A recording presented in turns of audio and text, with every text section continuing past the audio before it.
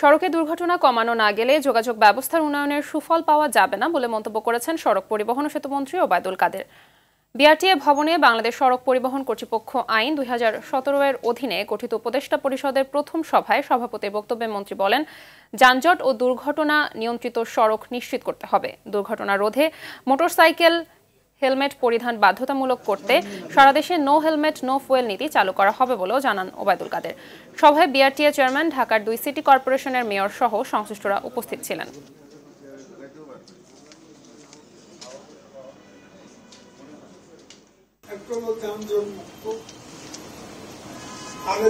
দুর্ঘটনা নিয়ন্ত্রিত, দুর্ঘটনা বন্ধ পৃথিবীর কোনো দেশে বন্ধ না।